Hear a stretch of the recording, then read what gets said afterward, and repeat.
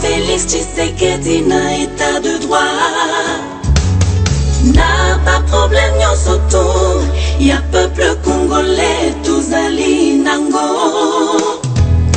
To changer mentalité. Tout y'a pas division pembeni. To boy tribalisme. Il faut bientôt renforcer solidarité nationale. Mon abisso manque de patriotisme. Président Félix Tshisekedi du peuple congolais tozali ba témoin. Nengo simboka neta chaotique biso topesi yo confiance. Misala na yo emonani ozali na susia ko bongisa mboka. Mabe ba président baleka va ete yo biposa ya peuple. Eloko kokotela yo koleka mosala ezali te boya ba flatter. Peuple azozela ya minge pana yo. Ba prophète de malheur, ba politicien Jida. Ata Félix azalaki président te, Congo ekozala balkanisé te. Le peuple d'abord elingi koloba mokonzi nyonso tu ya mboka. Avant alia il fonde aduna soki peuple déjà esi aliaki rétroviseur na yo nde pasi ya peuple congolais. Favoritisme ezalate, compétence ne mérite président Félix. Président, Bible lobby, soki loboko nezotindo na mabe, kata yango. Bokondia président Félix Tshisekedi. Ezali aba règlement de compte te. Ezande ya kosangisa, peuple congolais na unité nationale. La priorité n'a moussala de lutter contre la corruption, d'éco-éradiquer Bote bandeko balandi Congo Sukisa TV, balandi ya merveille madene, bite bozaka vraiment ebele. Pona kozelo ya bino merveille madwe la kabino toujours l'actualité zele kanambo kanabiso, na bete bozalaka vraiment ebele, bo s'abonner na kati ya chaîne nabino, la chaîne de référence Congo Sukisa TV, toujours na cadre émission nabiso éco-politique, émission oye la kabino vraiment maimatali politique, ya mboka nabiso Congo démocratique.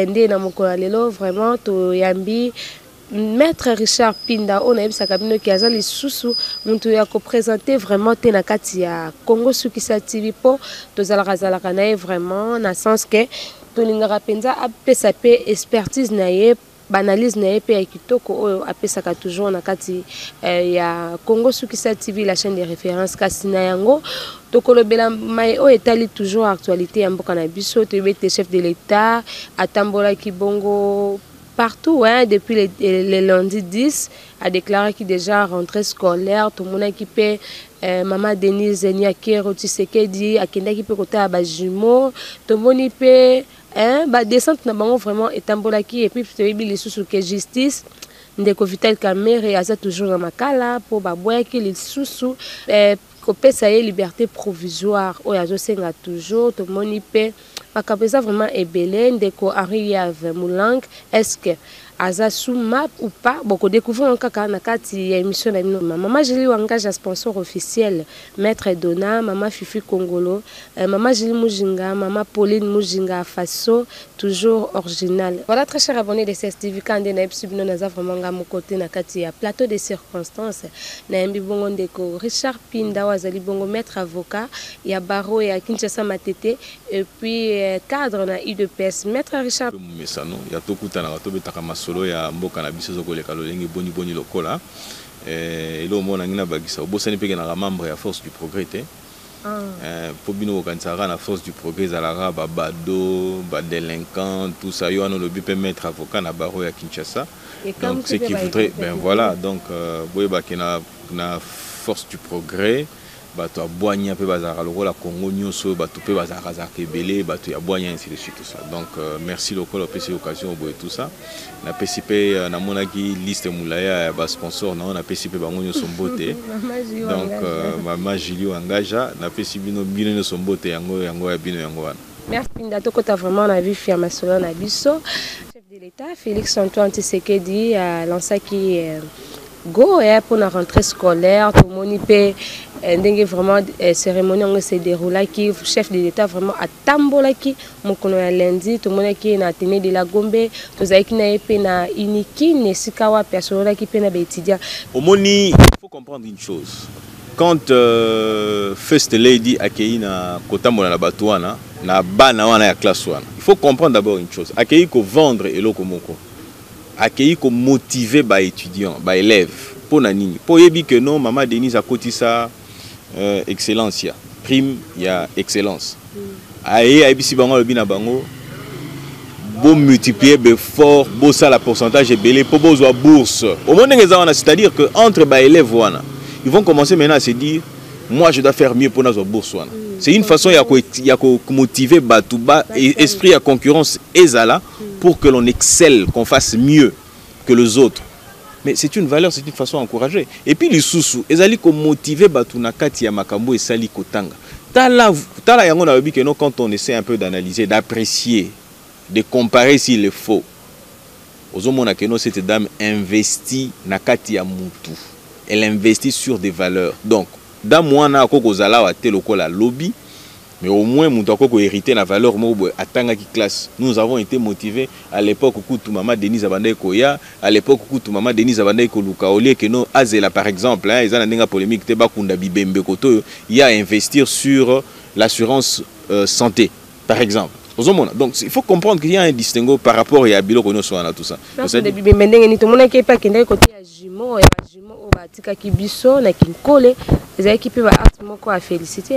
Et en fait,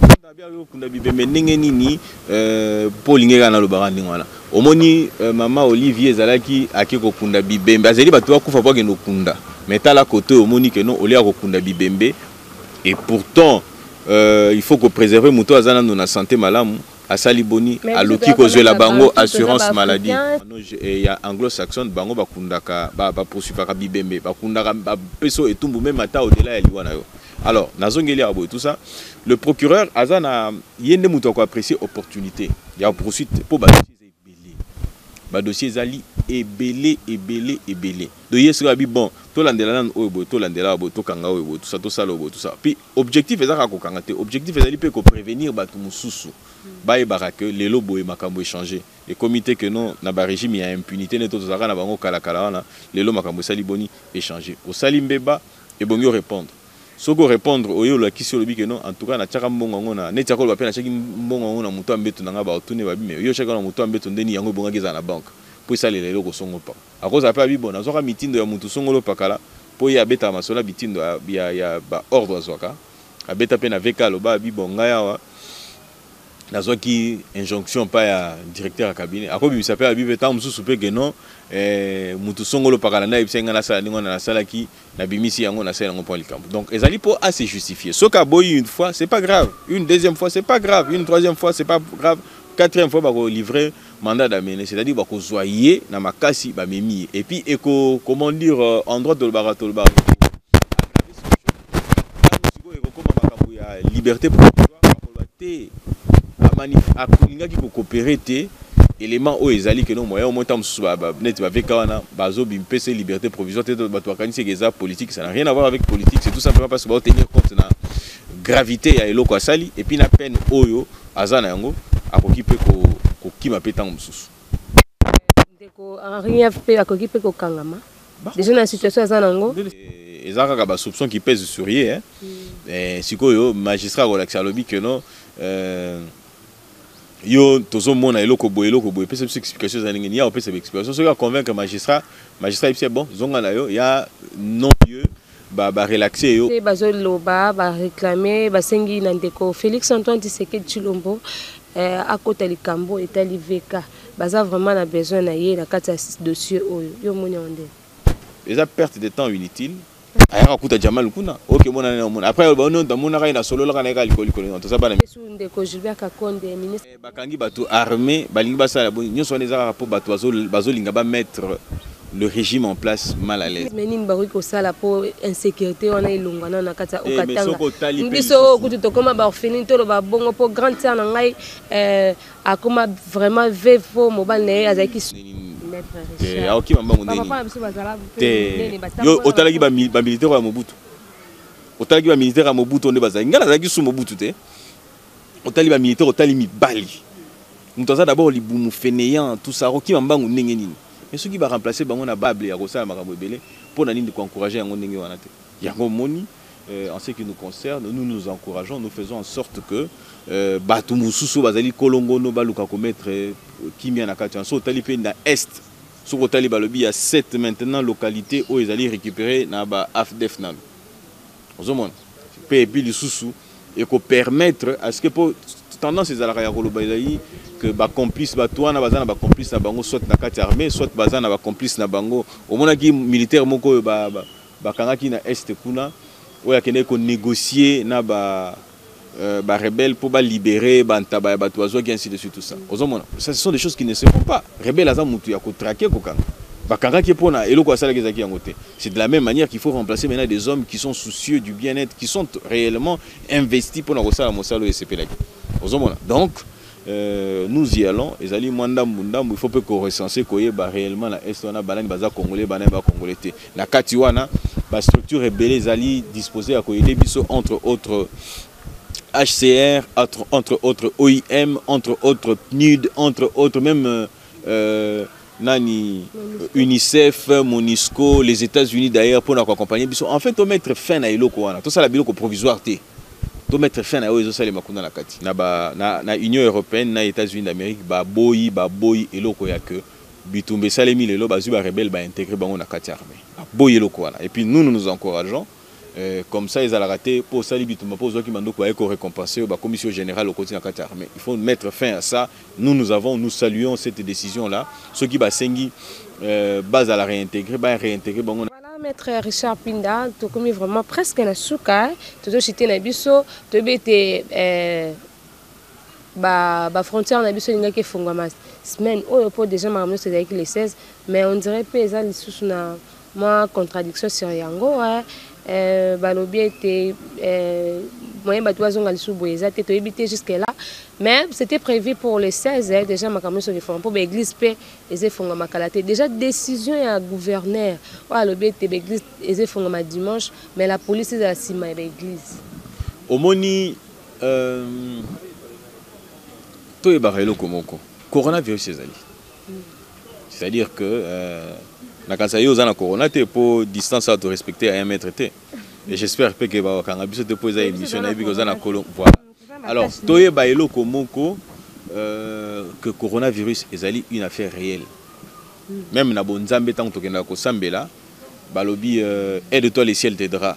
La seule façon que nous avons de nous aider nous-mêmes d'abord c'est de respecter ba mesure o ezomaki to respecter yango de manière à ce que to tomber na malade wana te to pesa penzambe pas cité c'est-à-dire que yo yebi que mutu ko so ya vitesse bonga na tele place wana eko tout angai yo ke yo tele place wana ozozela mutu ke sauter yo non ozomona luka kozaki distrait nzambe a épargné ne loko wana là ça se comprendrait ozomona mais n'allons pas nous exposer bato so ba le que bazo combattre l'église non on ne combat pas les églises non on combat les églises exact na bar na monité policier à sima ya corona na babar ndé le balanga que population qui na mingi na babar qui na ba église mais oui ah bon neti ba fongola ki nanu ba église té jusque là ba tuba ke ka non wana bazala ki poser c'est on et puis on n'interdit pas on protège par contre on protège oui ki ba dimanche wana ke za na bitumba na ba église pour déjà ba policier ndenge pe bazalaka ba aider bango kutu ba biso ba bibosa la ba culte ebelé.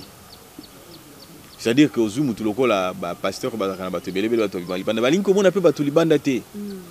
et puis à un moment donné, ce n'est pas que je combats les églises ou quoi que ce soit, mais j'ai l'impression que l'église peut aller ici, peut pongi mingi. Pour n'abitumba na bango ezobima ridicule ozotala mi bato nzambe bakosala biloko ndenge bango bazosala wana te. Mais on besoin kanda na bango il faut que ça bomba principe pelé. Rien à voir avec ça, on est opinion na ngai moko point de vue na ngai moko. Tala ne bakomo bunda na lelo zui. Nabi, quelle est la raison d'être? Il y a écuménisme du moment où Soni Kafuta Zumandouki a venu tirer sur l'église catholique. l'église catholique passe à Baloli, il y a bêtis sur l'église kimbanguiste, ainsi de suite. Balongo na bango batiki makambo. Baki pango li soute.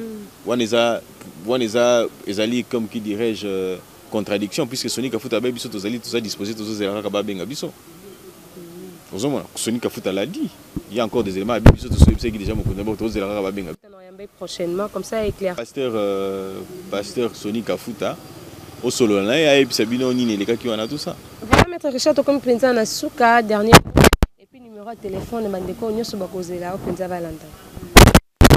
Merci mingi pour na occasion au pesinga lisusu ya komeka ko solo na yo ensemble pour na koyeba soki lolenge boni toko ko sala soki ndenge ni toko ko sala ainsi de suite pour na koyeba actualité za boni to yeba ndenge ni ya ko kabola maele to yeba ba proposition ni toko ko sala ainsi de suite tout ça mais sinon na sengi bino merci mingi liloba ya suka ezali ona robando cc ko ibsaka batute tozwa appartenance politique na biso tozwa appartenance tribale na biso tozwa ba conviction religieuse na biso to chape meni to soutenir moko ya kati na biso c'est-à-dire que moi na mboka nangena ba Antoine Félix Antoine Chilombo Tshisekedi oyo toyebi esika mama na yazalaka oyo toyebi to soka meko sala biso kanda pesi biso méchant to ke mona mère na biso mère tala tata makambo ndeko na biso sala ozomona donc toyebi bien toyebi petala biso selon musu na sepe na boya koloba histoire ya non seulement que toyebi histoire na ye mais toyebi na histoire ya moi sina ba bimisi lié photo ya ye azalaka na bosangani balakisi tango azalaka élève donc boyebi au moins où ils sont passés tout ce monde là. Mais tout na misusu on atanga na Tanzanie on atanga isika mboluki ba trace on atanga na école française tanzanienne et loko mokote on a sala université de Washington na tout na pe msusu sepe lokuta na fe ko tuni yo lobaka na foire au Bokeno Kabila tanga na azali licencié à université de Washington après son adresse à université de Washington en total après ce qui tout ça oh nani certificat na ezalaka signé par Condoleezza. Depuis quand Condoleezza Rice a comme autorité académique. Dans un monde biloko moko ya ba monta ba biloko par pièce ba monter là et moi vie moko boye et moi moni kyunga lobi que non ngala botoli comme na nga ya kabangi.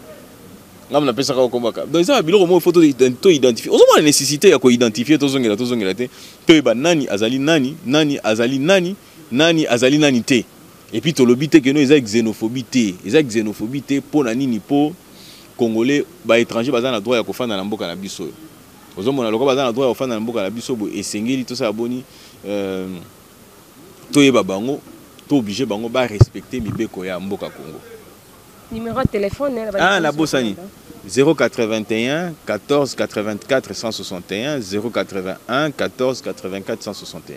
Merci beaucoup maître Richard Pinda inde azaki vraiment invité na biso moko na lelo vous s'abonner massivement les propos tenus n'engagent que son auteur maloba nyonso ebimi na kati émission oyo etali kaka maître Richard Pinda azaki bongo invité na biso bapandisa ngomsa na biso zara toujours kokende na chose to pe ko luka invité pona ko poser bango ba question par rapport ya nyonso ezali kana mboka na biso tozaki kaka wana pona ko samsa na biso na ko tula pe motuna moko obanga nini ngo pisi na muto atena lobela pe muto to bangi te ezaka ke ba propos nyonso eti ko bimaka te émission etelika invité tout à fait ça n'engage que je n'engage que ma responsabilité ngai et puis esengeli ko lobango na conditionnel na lobango na conditionnel eza ko lobango na présent na lobelango na présent et bongo lobana affirmative na lobango pe na affirmative donc eloko to ko seli muto ezate ngani na lobango te yo zalaka te tamba lobaka mwana maki ya memaka maki te voilà merci ba kisanga na simona ba fikendo université ya Washington ainsi ba image ezali voilà merci lobi surtout na opesa yo image oya professeur Azoloba sur dossier ya Rouberwa. D'accord, merci beaucoup maître.